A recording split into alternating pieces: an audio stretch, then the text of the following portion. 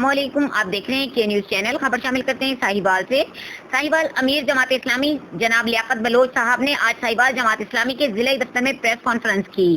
انہوں نے کہا کہ حکومت مکمل طور پر ناکام ہو چکی ہے، کوئی وعدہ پورا نہیں کیا گیا۔ مزید جانتے ہیں ہمارے نمائندے محبوب چودھری سے۔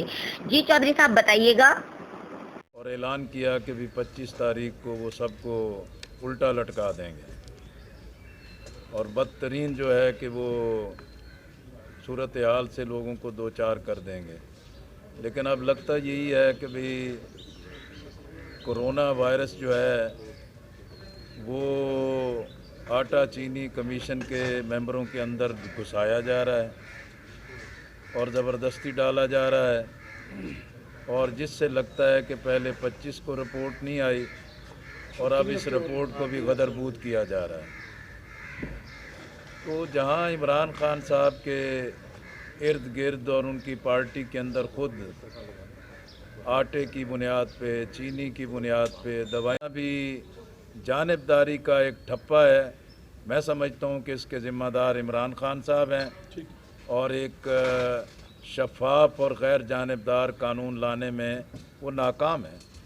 اور اب بھی اگر پیپلز پارٹی اور مسلم لیگ نون اور پی ٹی آئی مل کر کوئی ایسا قانون بنائیں کہ جس سے احتساب کی روح ختم ہو جائے تو ہم ایسے کسی قانون کا ساتھ نہیں دیں گے۔ احتساب کے پورے عمل کو جس طرح ملیا میٹ کیا ہے اور سیاسی انتقام کا ذریعہ بنایا ہے، اس کی وجہ سے پورے احتساب کا نظام شکوک و شبہات کا شکار ہو گیا ہے۔ ہم سمجھتے ہیں کہ میڈیا کی آزادی ناگزیر ہے اور میڈیا کے اور صحافیوں کی حفاظت ناگزیر ہے۔ میر شکیل الرحمان کی گرفتاری 34 سال پرانے مقدمے میں اور اتنا عرصہ گزر جانے کے باوجود نہ کوئی کیس پیش کیا گیا ہے، نہ کوئی ثبوت پیش کیا گیا ہے، اور میں سمجھتا ہوں کہ یہ گرفتاری بے گناہی پر مبنی ہے۔ وکلاء نے، علماء نے، معاشرے کے تمام طبقات کا مطالبہ سامنے آ چکا ہے کہ میر شکیل الرحمان کو رہا کیا جانا چاہیے۔ پارٹی کی حکومت چلی گئی، نواز شریف کی حکومت چلی گئی، اب بھی حکومت چل رہی ہے، لیکن کسی نے بھی احتساب کے اس نظام کو ٹھیک کرنے کی کوشش نہیں کی۔ آج یہی وجہ ہے، احتساب قومی مطالبہ ہے۔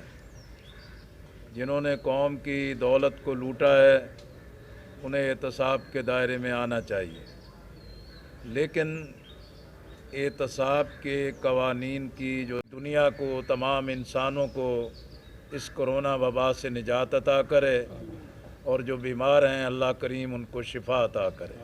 بہت بہت شکریہ۔ ملکی حالات کا بھی، بلدیاتی انتخابات کا بھی،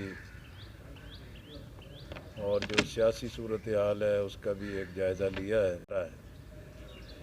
حقیقت میں لاک ڈاؤن ہوا بھی اور لاک ڈاؤن نہیں بھی، اور وزیر اعظم کے اسی تذبذب کی وجہ سے قومی انتشار پھیلا ہے، قومی وحدت اور یکجہتی کو نقصان پہنچا ہے، اور معیشت کو بھی بدترین نقصان پہنچ گیا ہے۔ اور اب بھی لاک ڈاؤن کے بارے میں پورے ملک میں یکساں پالیسی نہیں اختیار کی جا رہی۔ خود حکمران جماعت کے اپنے صوبوں میں الگ اعلانات ہو رہے ہیں۔ یہ آدھا تیتر آدھا بٹیر، اور اس روش کی وجہ سے یہ وبا بھی پھیل رہی ہے اور نقصانات بھی بڑھتے جا رہے ہیں۔ اس لیے ہم سمجھتے ہیں کہ اب بھی وقت ہے کہ عمران خان صاحب اپنی ضد اور انا کو چھوڑیں، اور یہ وقت ہے کہ بھارت کے عزائم کے مقابلے کے لیے، افغانستان میں بگڑتے حالات کے مقابلے کے لیے بھی اختلاف ہوں، لیکن پاکستان کی سلامتی اور انچ انچ کی حفاظت کے لیے اور بھارت کے हर जारहाना रवैये के मुंह तोड़ जवाब देने के लिए और कश्मीरियों पर जारी मुजालिम के ख़िलाफ़ आवाज़ बुलंद करने में पूरी कौम यकजान है, यक आवाज़ है। भारत का डट कर मुकाबला किया जाएगा। हकीकत में भारत कश्मीरियों पर जो मुजालिम की इंतहा है,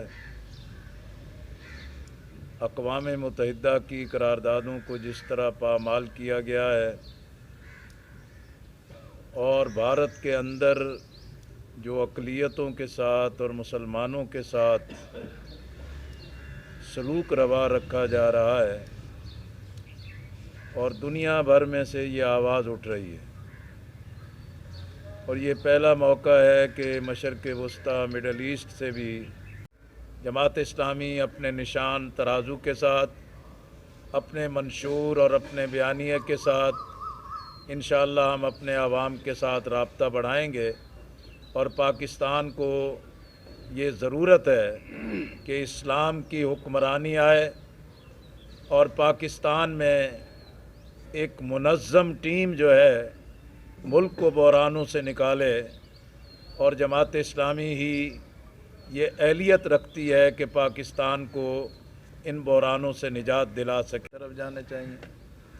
पाकिस्तान के आइन में कौमी हुकूमत कोई चीज़ नाम की नहीं है, अर्ली इलेक्शन है।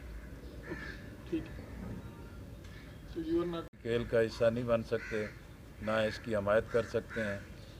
दूसरा ये है कि भाई एक हुकूमत नाअहल है, नाकाम है और एक वज़ीर आज़म चीज़ों को कंट्रोल नहीं कर पा रहे, तो उसमें इखलाकी जुर्रत होनी चाहिए कि वो पीछे हट जाएं, अपनी पार्टी में से किसी और को ले आएँ। ये एक आइनी तरीका है। दूसरा ये तरीका है कि भाई जब हुकूमत नाकाम है, पार्लियामेंट और असम्बलियाँ रिलीफ कौम को नहीं दे रही, अक्सरियत भी नहीं है, वो बैसाखियों पर खड़ी है, वो आइनी तरामीम का ज़िक्र छेड़ के ख़ुद जो है कि वफ़ादारियाँ ख़रीदने का और सियासी मंडियाँ लगाने का जो खेल खेलना चाहते हैं, ये बहुत ही ख़तरनाक खेल है। और हम समझते हैं कि इस वक्त पाकिस्तान ये मुतहम्मिल नहीं हो सकता कि वफाक और सूबों की एक नई जंग खड़ी कर दी जाए और कौमी सलामती को मज़ीद ख़तरात पैदा हो जाएँ। दो तीन चीज़ें हैं।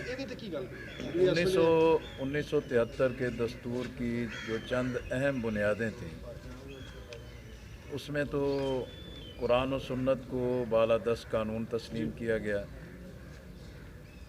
इंतज़ामिया और अदलिया को अलग करने का फ़ैसला किया गया और मईशत को इस्लाम की बुनियादों पर तश्कील देने का फ़ैसला किया गया। और चौथा अहम तरीन फ़ैसला था कि सूबों को उनकी खुद मुख्तारी दी जाएगी। अब 18वीं आइनी तरमीम के ज़रिए ये तमाम इक़दामात हुए हैं। हमें नहीं नज़र आता कि भाई वो अपने इस दावे के अंदर कोई इक़दाम भी कर सकें जो आटा चीनी बहरान के बारे में ऐलान किया था। सर एक छोटी जी होर गुजारिश है कि नैशनल गवर्नमेंट की गल फरवरी हो रही सी काफ़ी ज़्यादा, हूँ वो काफ़ी पीछे चली गई और हूँ एक अगली गल सामने आ रही है कि अगर नैशनल गवर्नमेंट बनती है किसी सतह पर because of the inefficiency of the ongoing government, तो 18th अमेंडमेंट कितने कंप्रोमाइज़ हुई, NFC वॉर्ड कितने कंप्रोमाइज़ हुई, तो वट इज़ योर मतलब 18th मेरा ख्याल है जी कि